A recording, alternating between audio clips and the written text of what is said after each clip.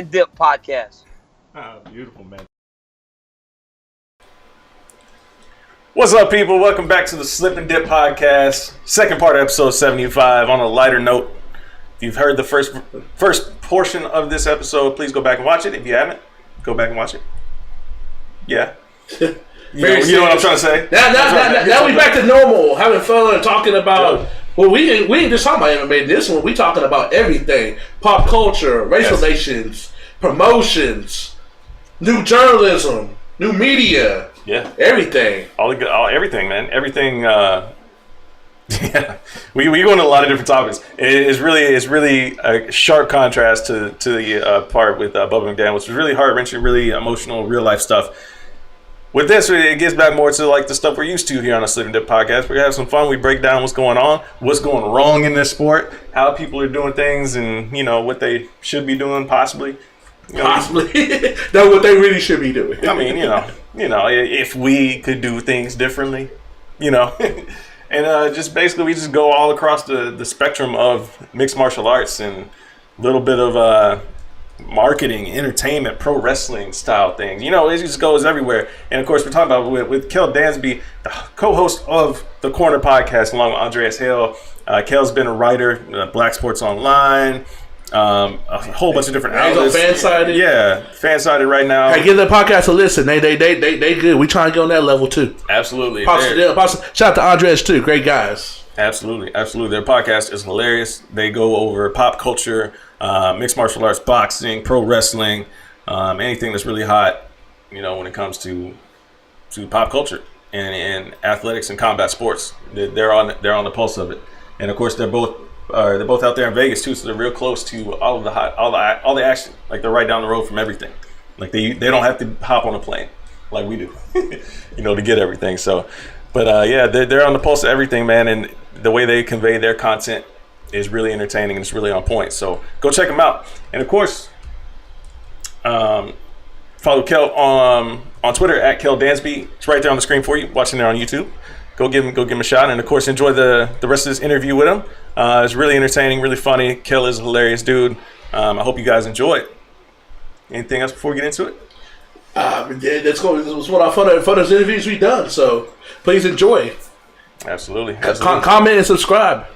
Please welcome to the Slip and Dip podcast. Back to making things fun, doing what we do.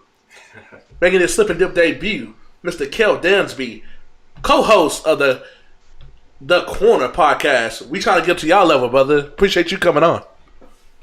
Man, I appreciate you guys for inviting me. We're trying to get to y'all level. Y'all killing it with the guests and getting the interviews and the inside scoop on everything. So, we're the color commentators of the podcasting world. Y'all play by play. Y'all get the real scoops. Trying to, man. Kid folks have to stick together. Exactly. So it's nice to finally be on. You guys work hard. The show's good every week, so it's nice to come here and talk to y'all. Appreciate it. Same about your podcast, man. I listen to you guys' podcast every week. That's how I keep up with everything going on in the music industry and whatnot, because I really just don't keep up with it. I'm all sports all the time, but I got to stay in tune with pop culture a little bit. And you guys, you and Andreas are my connection to that. So I like the way you guys deliver everything every week. So, man, we appreciate it. We'd appreciate it. That means you know way too much about me because I share it all on the podcast. So I appreciate you listening, though. Yeah, you gotta keep it real, man. Hey, tell me this: what's your take on people trying to basically come at UFC fans are starting to bring and adopt that WWE mentality? But we're talking about real life. We're not talking about scripted. Me and Matt, we usually don't talk about show stuff because we want to keep our stuff fresh.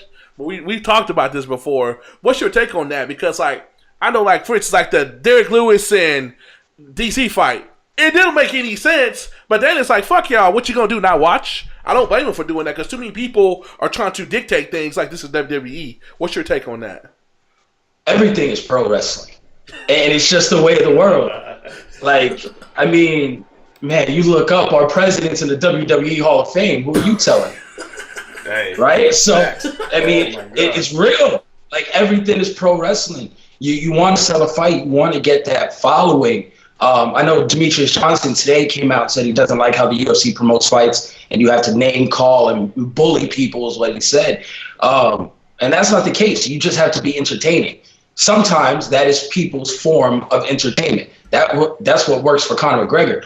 Derek Lewis doesn't have to bully anyone. He just goes in there and says stuff that is genuinely funny. He doesn't direct it at anyone. He goes in there, he's himself. And then he took off on Instagram and, you know, obviously had one of the best post-fight interviews after his last fight. And that also generates a huge following. Khabib, and just him being like from Russia, wrestling bears, and it just took a mainstream fight to get that to mainstream media. And now people really like Khabib and doing what he did to McGregor. So there's many ways to become endeared to fan base. You just have to try.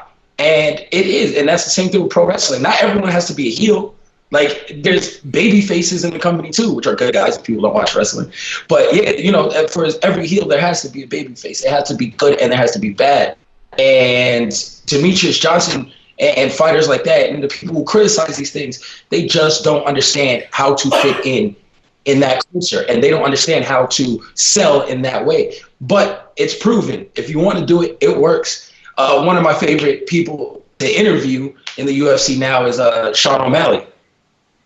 A young kid, and he's just himself, but he does it. And the secret to pro wrestling, which is why this sells in all sports, is you take who you really are in life and you turn the dial up to 10.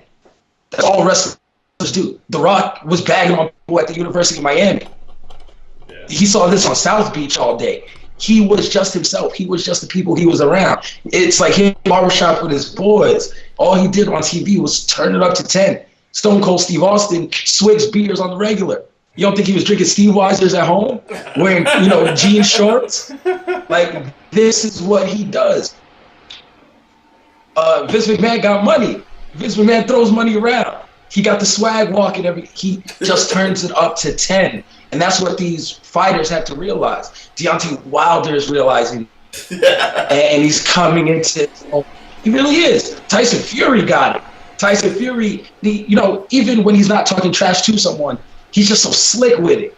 Yeah. And he just knows how to come back, and he's witty and he's quick. And he says ridiculous stuff because he has to turn it up to 10 to sell the fight. And that's what a lot of these fighters don't understand. Demetrius Johnson, listen, he has a great fan base. He has the video game stuff. If he just turned that up to 10, if you come out to weigh-ins and you cosplay, or you dress with these characters and you got to turn it up to 10. He just never turned the dial.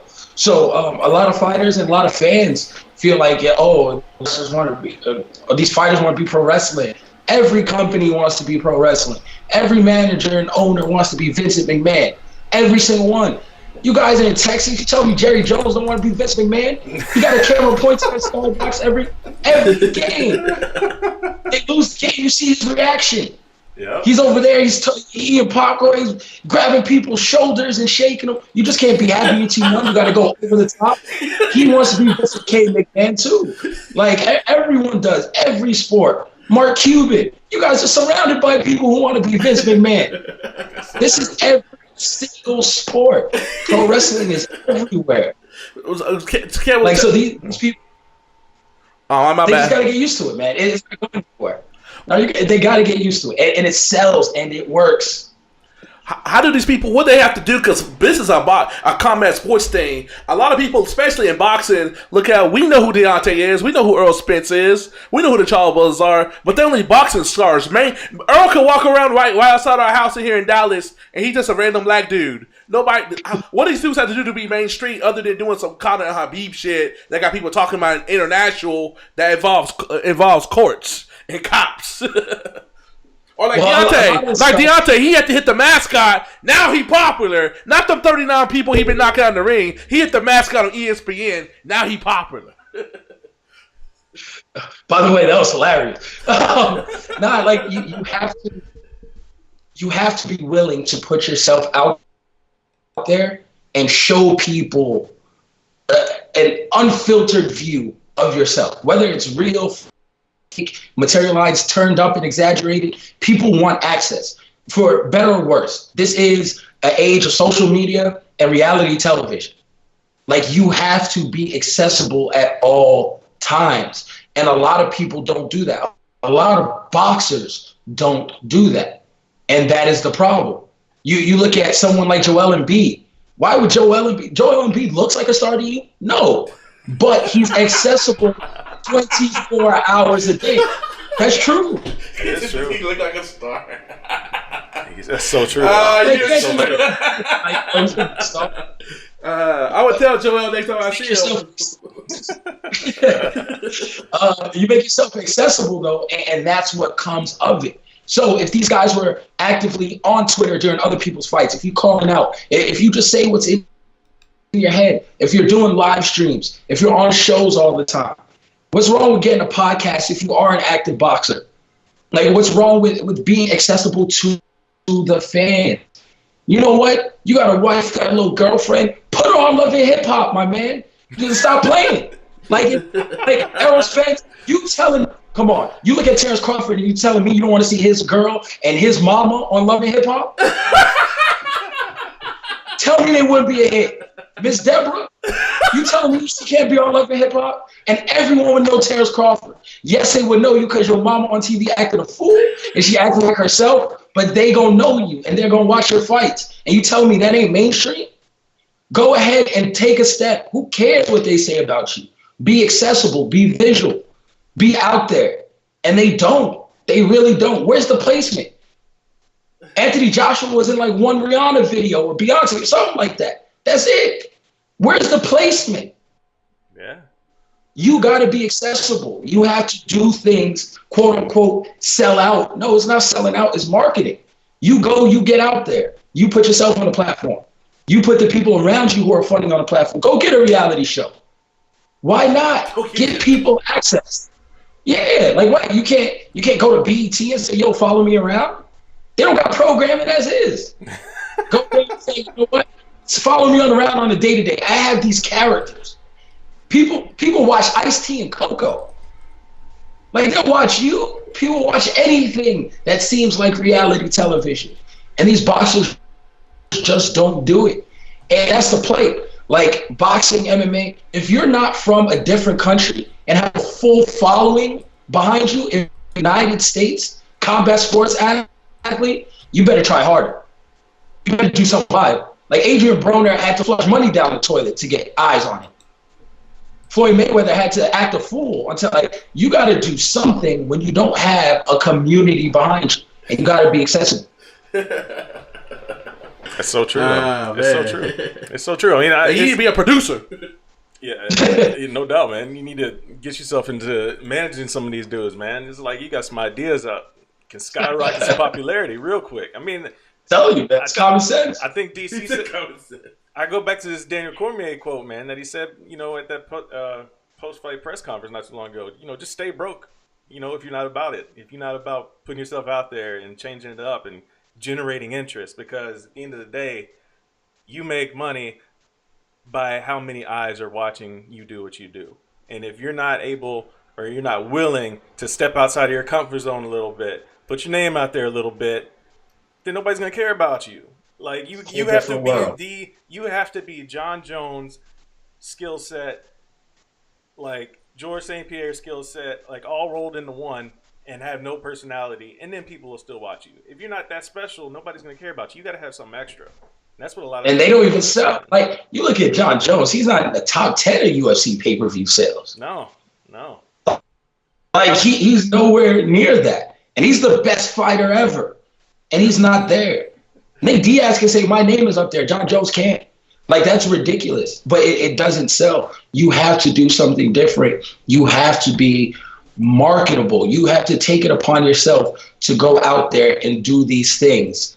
And, until fighters realize this, it's not going to change. It's going to be a niche sport, or it's going to be a pay-per-view sport. Right. But people are going to, struggle to do the day-to-day. And when you're on the come-up, you're not going to make money. You have to be able to maneuver and push the sport forward. So when people criticize Conor for all his antics and everything, say what you want. The guy moved his sport for fighters forward. No one was getting 500 guaranteed 3 years ago. No one. Champions weren't getting 500 guaranteed. If you're not Brock Lesnar in a spectacle, GSP was making some money on the side with his endorsements and everything. No one was getting 500 cash guaranteed from the UFC. Yeah. Now the women champion get this. Like we're cashing out. Cyborg's cashing these checks. He's asking for $1 million. You changed the game, and he changed it forever. I think he changed the game for the top, but I want to see that person that changes the game where it's from top to bottom, because these fools don't have the common sense to have a fighters union. So that's why I don't feel bad when they be getting these raw deals. It's like, you fuck yourself, so how am I supposed to feel sorry for you? I keep going back to, I'm pretty sure you heard the podcast before, that ESPN deal. How the hell they ain't getting a dime and they cool with it? It's like the UFC's pimping them nationally and they cool being the host. Yeah, because you bet on yourself. Like, at the end of the day, in that sport, you got to do it. So no matter what, they get a union, they change the business model, it's going to be like the NFL. They'll be like, okay, we'll pay you more every year you're in service with the UFC, right? And this is what you'll bargain for in a union. Okay, cool. So 10-year veterans, you're actually going to make, maybe, $200,000 fight, right? That's good. You're a 10-year UFC veteran. Not everyone gets here. You did something. Yeah. You know what they're going to start doing? They're going to start cutting you at 5. Right. And bringing in new people. They're not going to let you get to 10. Just like the NFL. If you want a special team, if you want a special, and if you are transcendent, they're cutting you after 3 or 4 years. And that's just real. And find loopholes to get around that, not pay people. They're an organization at this point. They're a sports organization. And now it's up to the fighters. It's up to people to stand out, and you got to be unique to stand out. Odell is an amazing player. Odell had a catch against your Cowboys, all that, the one-handed. That was everywhere, right? They lost. Oh, yeah. I mean, we're losing constantly, baby. We're tanking for a quarterback. Anyway, but Odell, and on the field, he's amazing. But when I wrote for BSO, the #1 stories about Odell was when he's dancing with his friends in the club. And he's doing all these little stupid young kid dances. And people are making fun of that. It's not what he does on the field, it's what he did off the field that made him a mega star. Mm-hmm. And that's just dancing and clowning and acting young and doing young, fresh dances. What fighters do young, fresh dances? Name one black fighter who is out here doing a young dance. Why not? I'll wait. Yeah. I don't see any of them being relatable. You tell me you can't dance? Not one of y'all can dance out here? Not one?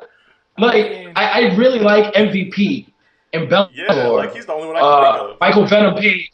He's the only one I see with personality. When you knee someone in the forehead and then go put a Pokemon hat on and roll the Pokeball at him, that's genius.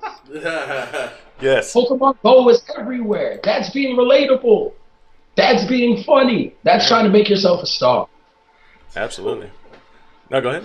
Here's a 2-part question, Kel. One is, do you think half the reason why they don't know how to promote people in the UFC is because a lot of the top talent, like now with DJ leaving, but one time you had DC, DJ, and Tyron, all brothers. It's like they don't know how to use brothers, or know how to promote brothers, or deal with brothers, period. Look at what we have to go through as media people. It's like that's an underlying theme, but for them, it's costing them millions of dollars, and us, it's got us going through drama. I go through more drama dealing with the UFC than I do with the NBA. What are odds of that? And the NBA is a $10 billion conglomerate. Yeah. It makes no sense. It makes no sense. Well, there's 2 reasons. They struggle to market minority athletes, or really just United States-born black athletes, right? If you're United States-born black, Mexican, something like that, they really struggle marketing you. But the reason why, and first, is because they don't really do a great job as an organization building stars. They don't. They inherit stars. Ronda Rousey was going to be a star regardless. She was a beast. She was in Sports Illustrated Body Edition with the glove hand wraps over the tatas. She was going mainstream. They inherited that and gave her a platform. Conor McGregor always spoke like this. This was always his gimmick. They inherited him. They didn't tell him to speak like this. They didn't develop his character. He talked himself into these things. Mystic Mac, predictions, coming up, funny stuff in the pressers, and they lucked into it. Yeah. If you don't come with these tools, they don't help you build these tools. They never tried. Rampage Jackson started hollering, right? and wearing the chains and all this stuff. He created that. He brought that to them. They don't build stars. They just inherit them. And you know what? When GSP retired for his quick second, and they're like, UFC has no more stars. They said, we're cool. We'll wait it out. The next big thing is coming. And Conor and Ronda hit. Now they're both pretty much done and gone and paid and fat cats. And guess what? The next wave will come in. Yeah. And they'll just wait. They're just going to wait and bide their time, and there'll always be someone else. Look at Derek Lewis, pops up, falls in their lap. Like, that's just what happened, and Derek is just being himself. So Derek is black. Derek is main event of the pay-per-view. Derek did this alone because he took his pants off in the octagon. Right. Right. They didn't tell him to take your pants off, and Joe Rogan to go in there and ask him, hey, Derek, why'd you take your pants off? Like, this is organic. Derek did that himself. He's always been that funny. When he knocked out Travis Brown, he told Ronda, like, yo, call me if you want to be with a real man. He's always been like that. Yeah. That's just him. They inherit these people. Yeah. So even Derek Lewis. Another one is Israel Adesanya. He came in with the attitude, like the cockiness, I'm going to piss in the octagon. Like, he cheated on the octagon.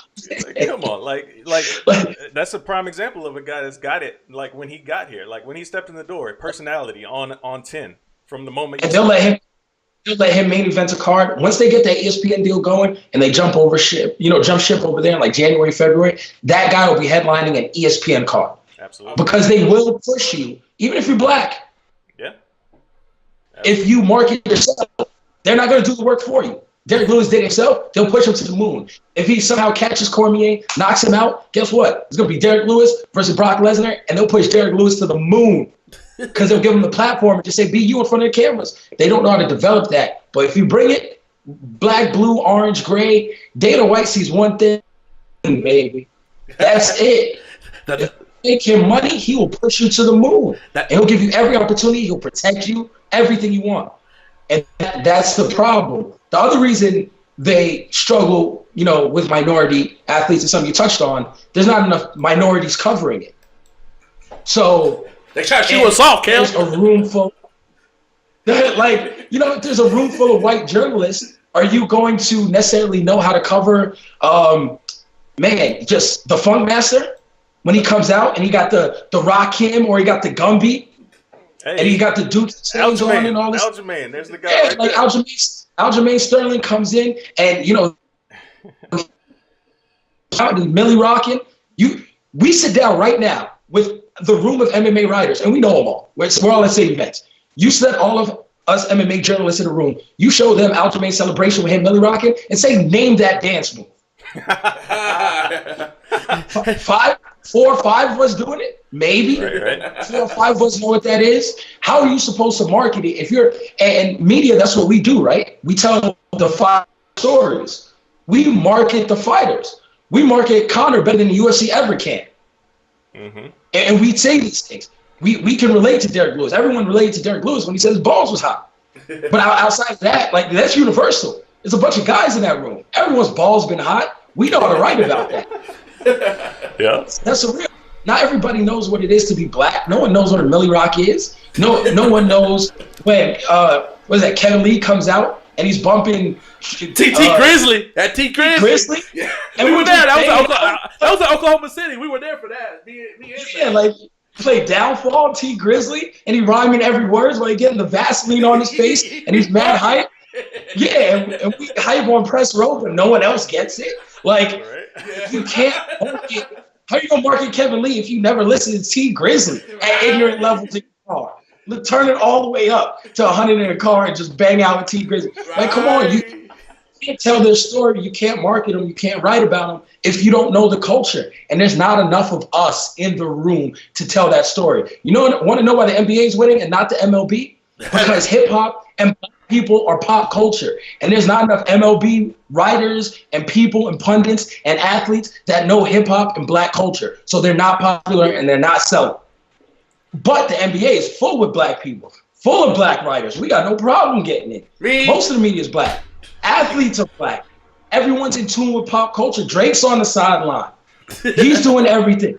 And they sell and they're making money.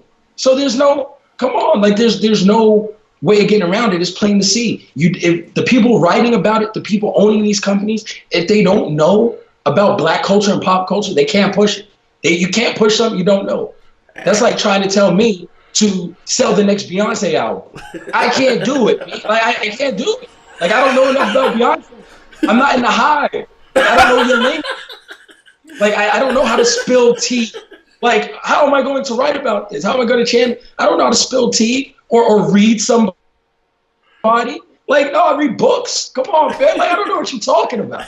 So I can't sell that. I can't market that. I can't write about that. And that's the same thing we see in MMA and combat sports. The people writing about it don't understand what's popular and the culture, so they can't market these athletes, even if something's there. Boxing has the same problem. There's black people in boxing, but everyone in boxing media is old. These old guys don't know. David Friel, right? So jab. Yeah, they know these things. You know, jab and the footwork and all this stuff, and that's cool. I know that too. We could wax poetic about Lomachenko's style, baby. I love that. But you know what? You know what sets me apart? I know the culture. I know pop culture. You want clicks on your website? Let me write, baby. I know everything the kids like. This is what it is, and this is how you sell. And that's what is missing from these sports. It's either a bunch of old writers or a bunch of white writers that don't understand the culture. We're hot. That's what's so crazy. There's 3, 4 minority, 5 maybe, because Bradley's in there, John Bradley, my boy. But there's like 5 minority people in the UFC. Like we should be remembered to.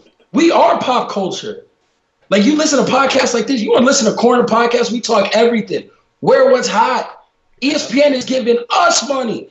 I just watched FS1 and I see Unc on there, Shannon Sharp, with the mild in his mouth, with the yak on the table. Oh, Shay Sharp! Unc Shannon's holding it down. We're hot. We're what's making money. And they don't understand that yet. Oh, Shay Sharp, that's my guy. You alluded to, you could have spent it spot on. We couldn't even ask for somebody outside of us to tell the deal. You keep it 100. That's why we got you up on here. You also alluded to something else that I keep talking about that people are not talking about. You talked about how Dana is like letting these people, and Dana, we know he's the man with the plan. But a lot of people are talking about this. 2020, Dana could be up out of there and take that $300 million and go deuce in July 2020. Nobody talking about it, and then when it happened, all these I knew it was gonna happen, but you didn't say shit about it for 4 years, because that's what's gonna happen. I mean, Dana should, right? He has nothing left to prove. That's $300 million. Yeah, like you have nothing left to prove. There's no reason to work day to day when you're sitting on money like that. Like I understand he loves the sport, everything. Maybe he actually tries his hand at boxing. Maybe he takes that money and he does like the people over at DAZN have done, and they put in a huge amount of money behind boxing, and now they're buying up everything, right? Yeah. You're getting the Canelos, you have Joshua, you have all this stuff, and you go all in with your money and you try to crack into that market. Dana can go and do that. The UFC no longer needs Dana White. It's just, that's where it is. Dana White, for a long time, was the most polarizing, charismatic person in that company. It just was. Outside of bigger than the Liddells, the Ortiz, Dana White was the most polarizing person in that company. He was doing every interviews. You needed to sell a fight, you put Dana White on ESPN. This is what you do. That's no longer the case. They have characters. They have people larger than life. Conor McGregor is 10 times as popular as Dana White. And this trend will continue. Dana White, no reason to sit back and be second fiddle to the people. Because the only reason you're staying there is for the popularity, is to be the face of the company. So he should walk away in 2020. I think he will. The matchmaker is taken care of by who sells most, who has the most Instagram followers actively just booked to the next pay-per-view. Yeah. Derek Lewis hit $1 million on Instagram, and they're like, title fight. Like, Instagram. Like he's a thotty. Like, that's how they treated it. They're like, yo, you got $1 million followers, you can do anything. Derek Lewis is the UFC's Brittany Renner. Like, they saw the Instagram followers, they're like, oh, we're about to get this bag. Cormier, come here. Yeah, Cormier's hand was broke. And they're like, no, who cares about injuries? This guy got $1 million followers. We got to put him on TV. Hey, everything's entertainment, like you said, man. How did CM Punk get 2 fights? How did CM Punk get 2 fights in the UFC? Fight. Exactly. I'm not sure with these kids, but if that Logan dude, the YouTube kid, if he doesn't get in a fight in the next year or two, I'll be shocked. Right. You can't tell me Right. the Logan dude from YouTube, who just did crazy YouTube pay-per-view, little sales or whatever, you can tell me you can't put him on a main card versus Sage Northcutt, and your sales aren't going to skyrocket. Yeah, of course. And apparently, like, this dude has a legit wrestling background, too. Like, he wrestled in high school and everything. Like, so he might have some G. Yeah. Yo, listen. Let's do it. Him versus him. In Jerry's world, you put him, Sage Northcutt, in the octagon. You doing numbers. You got the Bible Belt Jesus, Sage Northcutt, versus the hottest dude on the YouTube with the little teeny bobbers coming out. There's a moneymaker. I wouldn't be surprised. Let Logan Paul go on Dana White looking for a fight. Kid might win and end up with a contract. Listen, where anything goes, anything goes. And if you have a marketable, they got a spot for you. We're about to see Greg Hardy here in a second. Oh yeah, he coming. Hey, he finishing people though, brutally. Yeah. He's an NFL athlete. He's the best girl. He was a Pro Bowler. He wasn't a scrub. Right. He's going to knock everyone out. Like, I love Franklin God. Listen, Derek Lewis is amazing. Derek Lewis says, I'm not an MMA fighter, I'm a brawler.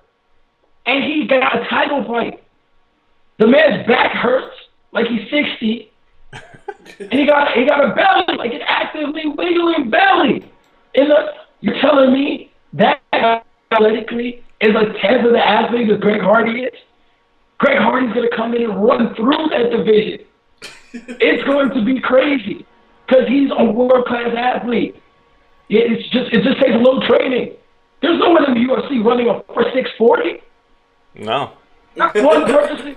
This guy is the best athlete as soon as he touches the octagon. As soon as he steps foot in there. Could you imagine J.J. Watt and Jadeveon Clowney saying, you know what, I'm done with this football, and stepping into the octagon? Dude. John Jones is the least athletic person in his family. And he's the greatest fighter of all time. He is. It's so true. He's the greatest of all time. No one can beat him at all. And he is the runt. His two brothers are NFL athletes. They are huge. They are huge, too. He's the runt. So Greg Hardy's going to take off when he gets in there. Any NFL athlete would. I put the Honey Badger in tomorrow against Khabib. I'm giving the Badger a chance. Right? Like, it's an NFL athlete. They're the best athletes on earth.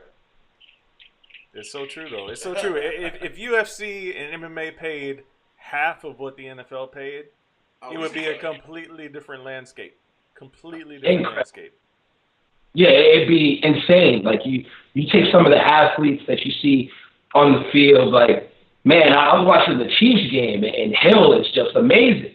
You're telling me Hill isn't DJ times 10? Chris Johnson couldn't run 10 yards without tripping over himself in the NFL game. Hill is cutting and doing. You want to talk about stopping on a dime? What? You let Tyreek Hill train, give him, let's say, 2 years with Dwayne Ludwig. Dude, that's scary. That with Dillashaw. Imagine giving him Tyreek Hill at 135, 145. It'd be a completely different game if they paid what they should and they got some of these athletes that go to the NFL. What do you mean about NBA? You saw Rondo and Chris Paul the other day. Rondo throwing that left to uppercut right at the chin. Chris Paul got some footwork. Chris Paul, he slipped the second one, and then you can see, and then he switched stances. So he went from orthodox to southpaw and threw the uppercut. Boom! All in one sweep. I was like, oh, he's switching stances. I was looking at it. I was like, man, Paul watches boxing. That was Lomachenko footwork on the fly. He was like, okay, I ate one, switch stance, uppercut, take this right. It was amazing. Chris Paul got a future, man. Chris Paul need to come get some rounds. He showed he's got a chin, too. He can take one and keep coming. Yeah, he definitely took it. Yeah, he kept right back. He didn't flinch one bit. Yeah. Nah, he went straight Gaethje on him. It looked like Justin Gaethje walking through punches. Yeah. It was like. And you know his promos would be tight because he started the whole thing. You know it. Yeah, the only thing you got to worry about, getting a point deducted. If he gets a point deducted here and there in the fight for the low blows, but it's all right. Yeah. That's all he got to worry about. Just imagine the stare down, him getting up in your grill, crossing your arms, knocking your head back, putting the finger in your eye. I'm ready for it. I'm here for it. Let's make it happen. Let's make it happen. That guy is good. Put him and Rondo on the Logan Paul and Sage Northcutt card. Do it. Let's make it happen. I want as much anarchy and MMA as possible. Because at the end of the day, we're watching a gladiator sport. Yeah. Right? Like, we can dress it up however it wants. We're in Rome. Yeah. Like, we are watching two men in a cage. There's no civility here. Like, what are you talking about? There's no rules to this. Tell them, Kel, because I get tripping out when people like with the whole promote with Habib and Conor or this white whenever they fight again. Dana, you gonna use a promo? I'm like, y'all be trying to revoke niggas' passes. That's a nigga pass y'all need to revoke. Why you that dumb question? Yeah, like what do you mean? Like we are watching two men in a cage where you can literally kill your opponent. Yeah. If shit goes wrong. Yes. Like we see people get choked out and tapped and end up with the Holly Holmes like jerks and all this. We see people get kneed in the face. We see the worst of the worst and cheer. And you're worried about a promo? Exactly. Throwing a dolly through a bus window? Do you understand that almost hitting someone with a dolly is like 3 pegs down from actually hitting someone with the right hand where they're completely unconscious? Dude. Like, we pay to watch this, and then we want them to act like animals, but on our own time. And they get mad when they act like animals. Like, I don't understand it. That is what we are signing up for. This isn't croquet. This isn't water polo. It's not a gentleman's sport. It's true. Like, we're not out here fencing. You get a point for the croquet reference. I'm telling you, like these are people who are just poor. You want to go to see where Khabib grew up? You want to go to Dagestan? These people were poor. Conor, when he can't afford to eat and he on food stamps, and then you give him a platform, you give him some genuine hatred. Guys who fight with their hands for a living and are trained killers and get mad when they actually get rowdy. Yeah. Come on. That's the nature of the sport. That's Mike Tyson, I want to eat your children type stuff. That's real. It is, man. It is. Sport. Like I was saying not too long, I was saying this a couple of weeks ago, man. It was like the way the UFC in particular, the way they dress everything up, at the end of the day, you almost forget that's the that's the core product. The core product is cage fighting. Like they dress it up. Violence. They dress it up so much with all of these promos and all of these beautiful HD, well-shot documentaries and everything like that. At the end of the day, they get you invested in some of these stories, or at least they try to get you invested in some stories. Like, they try with some of these guys that don't want to promote themselves. Sometimes they try. But at the end of the day, sometimes it's like, like, if the ref wasn't in here, somebody would be dying.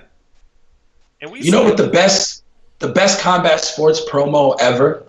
Like, the one promo you can never top, it's ageless. Whether you can talk, whether you're Mexican, whether you're German, whether you're Russian, whether you're anything, the best combat sports promo is a highlight knockout reel. Yeah. Ever. Right. Yeah. Mike Tyson, Triple G, Conor. Deontay. You can talk.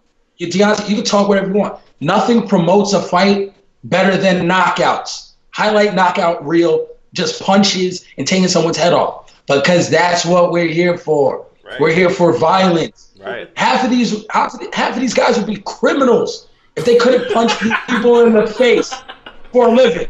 That's so true. Really, they got like this inner aggression, and it's if you step into a cage knowing that you can be put out any second and your job is to survive and knock someone else out, you're a different type of human being. Right. Normal, well-adjusted people don't do this in life.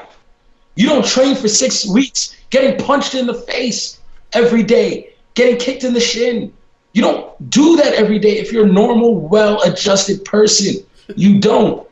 Half of these guys would be criminals. Some are criminals. Yes. Kel, what Broner's arrested all the time. John Jones blatantly says he does cocaine on fight weeks. Which incident do you want to point to? Yo, he hit a pregnant woman with his car and kept it moving. Well, actually, he ran from the car, came back, grabbed his wallet, left the car. He came back. Cheeto. I forgot something. All right, I'm out. Like, these guys are criminals.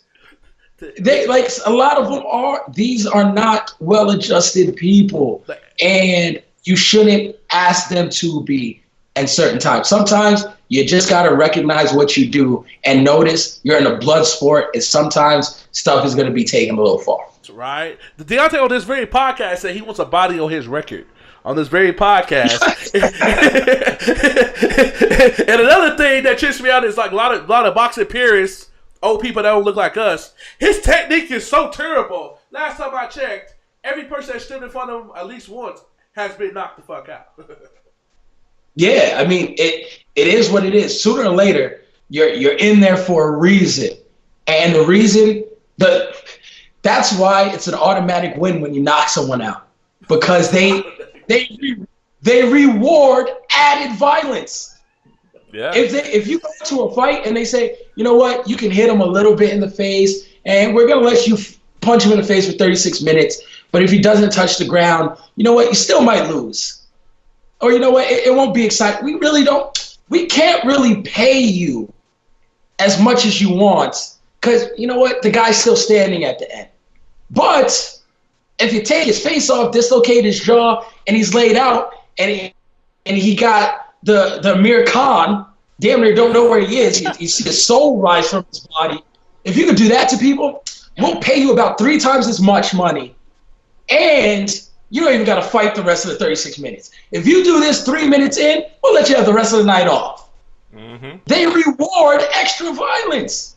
Yeah. It's not like, yo, you knock him out, we give you 10 points, you got to finish the fight. No, you know what? We're actually going to say, you're off early tonight. Go ahead. We'll pay you the full money. You go home. You work so hard for doing something extra. It's so That's true. Incredible. They reward these things. The more violent, the better. They just say, you know what, just please don't shank anyone. Maybe biting someone's ear is a little too much. That's right. All right, we're finding out where we draw these lines. But if you so happen to kick someone in the face with the front of your foot, and they bleed, and the gash is huge, and the mat is soaking red, screaming like an animal, like most of Robbie Lawler's fights. Yeah. You know what? Well, we're going to pay you a little more. And you can have Joe Rogan on the commentary going, ah!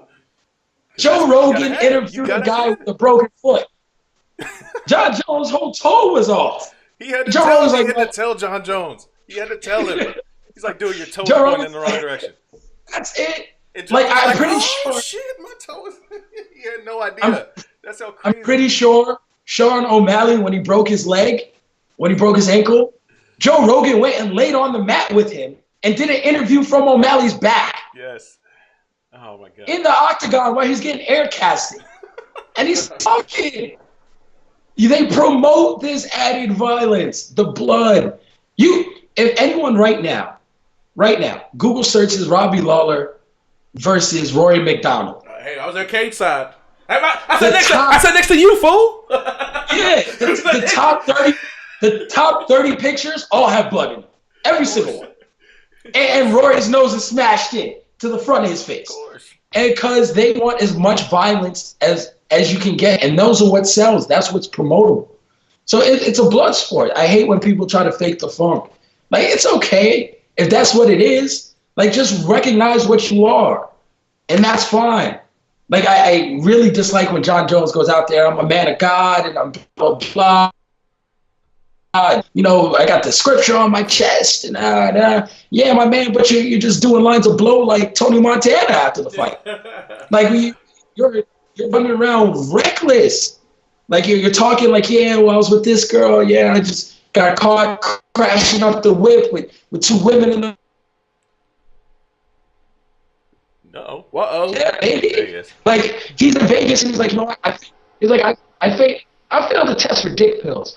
Well, John, Was your wife with you during that fight? No. Why do you need dick pills, John? If your wife is at home sitting comfortable, who are you using these on? These are questions never asked. But these aren't like great human beings, right? Like it's just these are the people we're dealing with. Like, don't be fake. If John would make so much money if he just embraced his heel, if he was just real, turned it up a little bit, and just went wild and said, you know what? And he gets on the mic and be like, I just did blow 3 days ago and I still beat your ass. Boom, drop the mic. I mean, he actually did that to DC, right? At one of those press He conferences. did.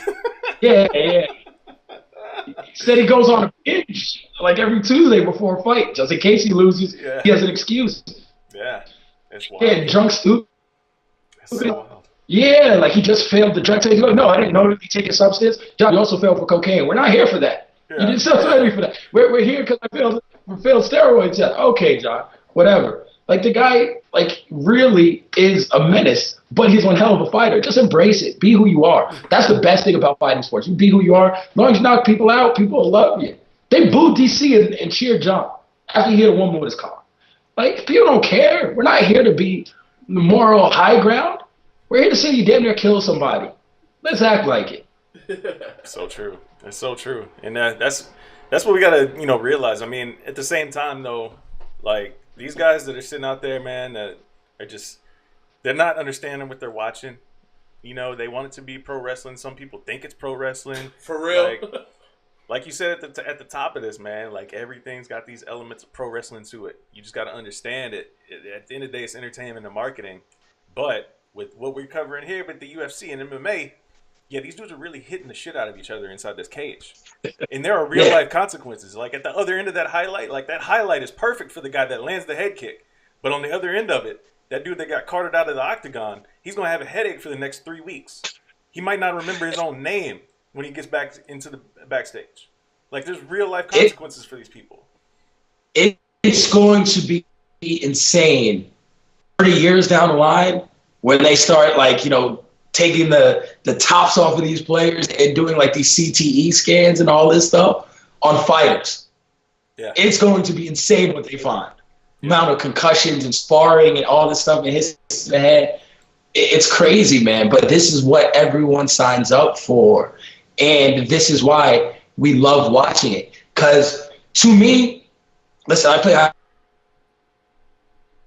and all this stuff. To me, fighting MMA is the sport where you look at it and you say, I can never do that in my life. Like, honestly, it's the sport where you'd be like, you know what? I will play a professional football game at quarterback before I can ever get in the octagon with John Jones. Yeah. Like, if you gave me the decision. It's a sport where you can't fake the funk. It's the hardest thing to duplicate, and it's envious because you can die immediately. Like, it's crazy to know what the sport's about, and to treat it any other way is ridiculous. So I think people start coming around, and beautiful thing about UFC, it's such a young sport. Like, all this being said, I love covering the UFC.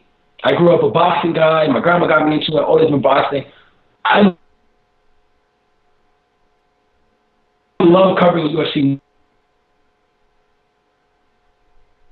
Oh, breaking up on us. Well, such a promotion. Hello, what'd you say? It's such a young industry.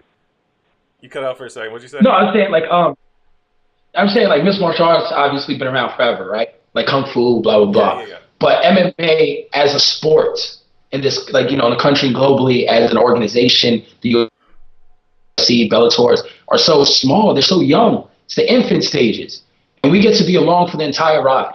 I'm always envious of the old heads in boxing when they're like, "Yo, I was at this Ali fight, or I saw Ray Robinson live here." Right. I'm like, damn, man, like that's dope. Yeah, the times might have passed you by, and you're still collecting a check because you're old, but we respect you. But at times like that, I'm like, yo, that's really dope. So you know what? I want to be the old head in MMA talking about. I saw Conor McGregor's. Yes. Like when he first came to Vegas and it was him versus Poirier, I saw that. I was there. Yes. I asked him questions. I want to be that guy. I want to be the guy. I saw John Jones in person. Oh, and let me tell you the story about when Anderson Silva broke his leg. Like I want to tell these stories. Like, yeah, I was there. So I want to be the old washed guy when I'm 72. But we get to grow in this sport. We have one of those rare opportunities, like baseball in the early 1900s, where people are telling you about Ted Williams and Babe Ruth and all these. We get to tell those stories in the end. So I love that. And it's still growing, and it will become mainstream. There's a lot of money being pumped into it. That, boxing, we're only scratching the surface. It's exciting. We just got to, quit the facade. We're here to see people damn near kill each other. Let's embrace that. Absolutely. And that's a great stopping point, man. Yeah. So much more we could dive into. And we got to get you back on in the near future, man, to break down, I guess, one of these big cards that are coming up here in the near future, man. But fantastic stuff from you, Kel. We appreciate the time. Of course, everybody out there listening, check out his podcast along with Andreas Hale, The Corner Podcast. Check it out. It's once a week, right? What days it come out again? I believe Fridays, right? Y'all record on Fridays? Yeah, usually we put it out on Fridays. We're starting moving up a day, so it's going to come out on Thursdays now. Check us out. Spotify, iTunes, anywhere, Tidal, wherever you listen to music. Our podcast is there. Shout out to the whole Loudspeaker family, Charlemagne and The Reed and all those people. It's a really good group. We're thankfully part of a really good network. So we love it, and thank you for listening every week, man. We have fun. Absolutely. I listened to it before. I can't say weekly, but every time I'm on the road, y'all my dude. I listen to see what y'all got me laughing. Got me laughing on the plane. Got these random white people looking at me crazy. Man, that's all we're trying to do, man. Try to bring some fun and some energy to this. A little bit of flavor to the sport. So I'm glad everyone likes it. Hopefully everyone else checks it out. Absolutely, man. We appreciate the time, man. We'll let you go, and we'll get you back on here again soon, man. Thanks, guys.